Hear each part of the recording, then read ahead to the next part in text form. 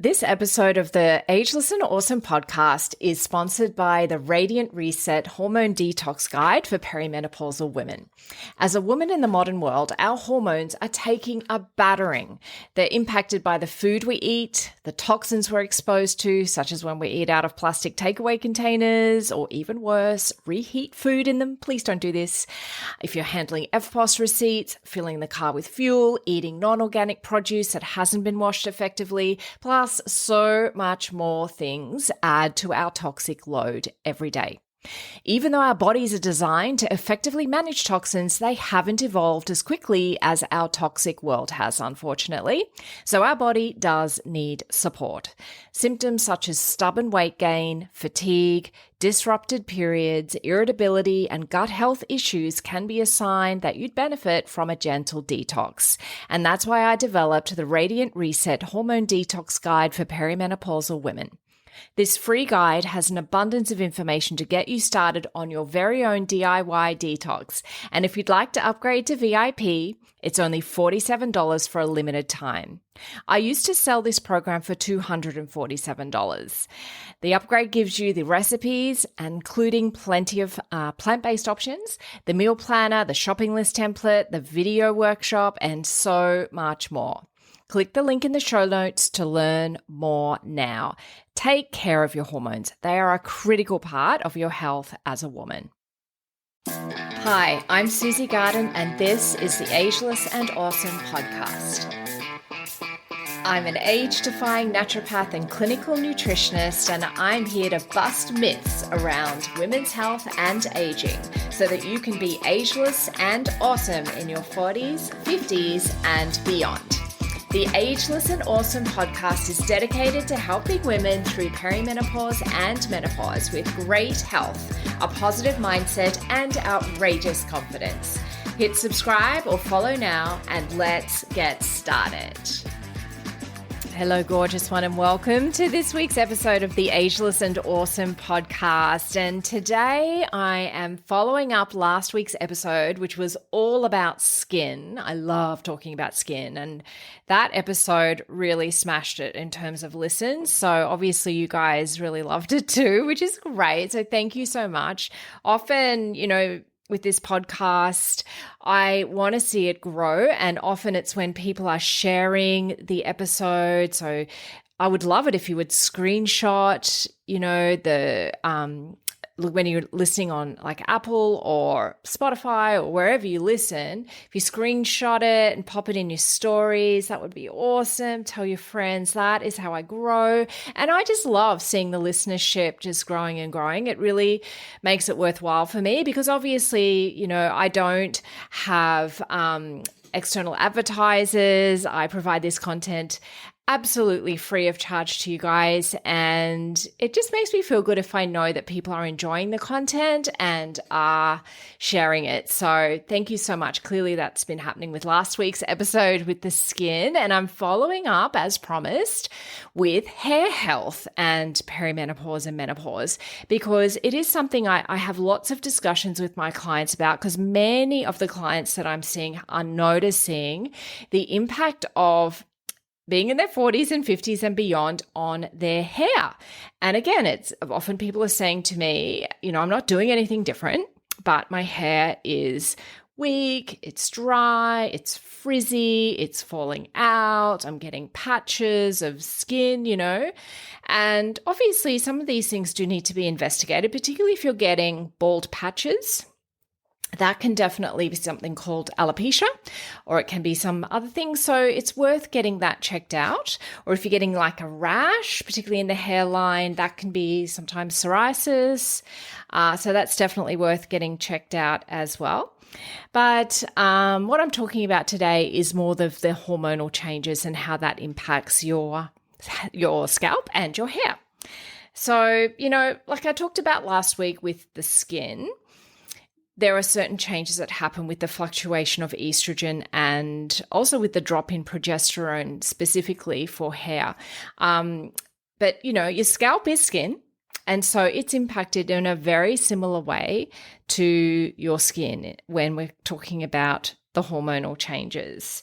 And the thing is, estrogen and progesterone actually affect your hair's growth cycles. It impacts your scalp health, your follicle health, so your hair follicle health, and the natural oils that keep hair smooth and lustrous. Like I talked last week about sebum on the skin. It's the same with the hair. We produce sebum from our scalp, and that impacts how your hair will appear. You want it to appear lustrous and smooth, right? So these natural oils and sebum and things like that is what gives you that appearance. So if we're getting less of that produced, we're going to get that noticeably different look to our hair. Things that people notice is this hair thinning. For me, one of the big things was noticing that around my temple area and just above my temples, I was noticing a little bit of hairline receding. That can happen. Also, just changes in the texture of the hair. The thing is, genetics can play a part in this. Now, just because you have those genes doesn't mean that's going to be expressed. But if you know that there's that, you see that in your family members, your female family members, that they're really noticing a huge difference in their hair when they're in their 40s and 50s and beyond, then definitely it's even more of a motivation, I guess, to look after your own hair and do some of the things I'm about to tell you about. So let's start with this hair growth cycle. I talked about this. So how is the hair growth cycle? What is actually the hair growth cycle, and how is it impacted? Well, we have a few sort of phases, I guess, with our hair. We have a growth phase. We have phases where the hair will regrow. Often if you've ever looked at your hair and you get these little tiny little wispy baby hairs, that's new hair growth. And when we have less estrogen in our system, it actually shortens the growth phase and delays the stage where the hair regrows. Another thing that happens is hair follicles become smaller. Okay, so the hair follicles are those little individual, let's call it a hole. There's individual holes that the hair is coming out of. They become smaller. They call it miniaturization. So these follicles become smaller, and therefore the strands of hair that are coming out are finer, and you get a decreased density of hair. And I'm sure we've all seen elderly people where you can virtually see right through to their scalp with their hair. And that's because of this hair growth cycle getting impacted. So we've got lots going on in our hair and scalp at this time of life. And actually, before I get into that, there are, to other times in our lives where this may happen. And I'm sure for many of you that have had children, you may have noticed the postpartum hair loss. That is a very similar hormonal picture that's going on then that gets repeated when you're going through perimenopause and menopause. So it's a very similar sort of thing. So you may find that if you did have a fair degree of postpartum hair loss, that you may be more prone to it when you get to perimenopause and menopause. So what are the kind of things you can do about it if you are impacted relatively significantly and it's really bothering you? Of course, first do speak to your healthcare practitioner, just in case there is something else going on. Often hair loss, hair brittleness, frizziness, dryness, often that can be related to hypothyroidism.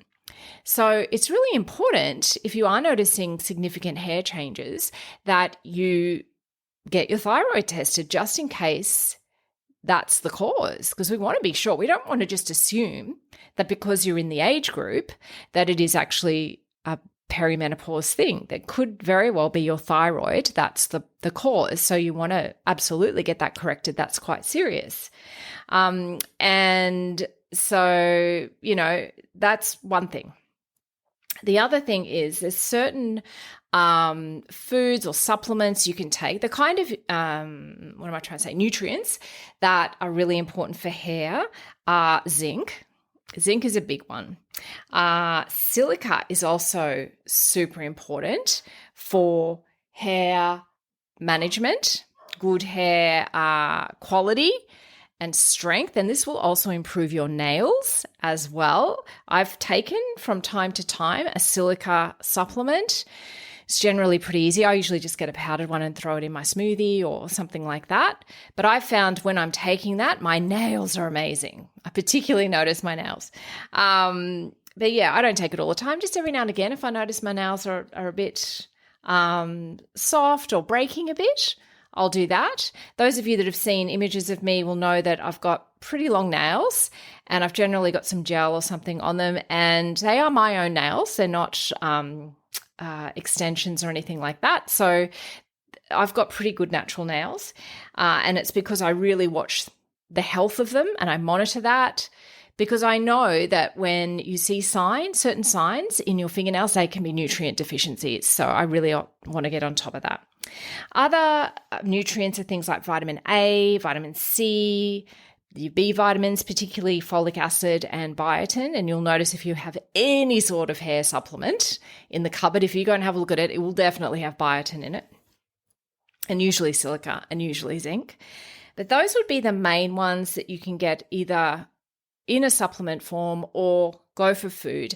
And rather than me listing out all the foods, seriously, just go online and Google zinc foods or silica foods, and you will get a list of them. I did promise last week that I would talk about specifically the things that I do for my hair health, because again, if you've seen images of me, I have very long hair. My hair is the longest it's ever been in my entire life, and I am loving it. And as a woman in my 50s, many people might say, well, when you get to a certain age, you can't have long hair. Well, they can get stuffed, because I really like having long hair, and it's really thick. It's in really good condition. Every time I go to my hairdresser, she's just like in awe of the condition of my hair. She very rarely needs to take very much off it for split ends or anything like that. And it's because of a lot of the habits and the trial and error that I've gone through over the years, looking at how to keep my hair healthy. And so here are some of my top tips. Number one, and this is, of course, amazing for your skin on your face as well, is having a silk pillowcase.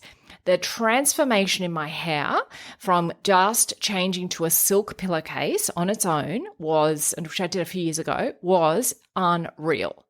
Cannot recommend this highly enough to switch to a silk pillowcase. You can get them. They're not super expensive and they last ages and ages. And oh my gosh, they are amazing. And then I did probably last year, I think, I added to that wearing a silk turban. Actually, before I did that, I started wearing my hair in a scrunchie, mainly because it was getting kind of caught around my back and it was annoying me. So I put my hair up in a scrunchie, and that I actually found that useful. But then I heard about these silk turbans. So I thought I'll try one of those. That's an absolute game changer. I brush my hair at night. I pop it straight in my turban. I'll often twirl it around a little bit and stick it in there. And in the morning, I take it off, and my hair falls out like it's been straightened. Seriously, there is no frizz. It's completely smooth. If I've done it in a little twirl, then it'll have a little wave in it. If I haven't, then it'll just be dead straight. And seriously, I don't even need to brush my hair in the morning, because it is just so slick from wearing the turban. So that, my friends, is probably the biggest game changer I've ever had for my hair. Other things is always use natural products that get as low chemical as you can in your products, whether that's your shampoo and conditioner or your styling products. When you're putting in your products, always give your head a really lovely massage. It's fabulous self-care, but it's also going to really improve the circulation to your follicles. It's going to relax the muscles, which is really good for just that general stress management, improves your gut-brain connection. So many benefits from giving yourself a head massage when you're using your product. So I always do that. If you are in a tropical place like I am, if you're swimming, whether you're in chlorine, whether you're in salt, sea salt, that is, absolutely, as soon as you get out of that water, rinse your hair. That is my non-negotiable. As soon as I get out of the water at the beach, I'm straight up to the showers on the beach, rinse out my hair, go back to the towel and sit there for a little bit. And if I'm going to be down at the beach for a little bit, I'll also always have a little travel size of conditioner, and I'll throw conditioner through my hair immediately and just pop it up in a bun so that it's just sitting there moisturizing. That makes a huge difference as well. Really reduce your use of heat tools wherever you can. That's where, again, the silk turban has been a game changer because it really keeps my hair so smooth, and I really don't feel the need to use any heat tools. I very rarely do that.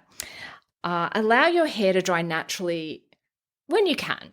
I know it can be difficult. I know this summer was so hot that I just couldn't bear blow drying my hair. And I actually felt that improved the condition of it, just not blow drying it, just allowing it to air dry all the time.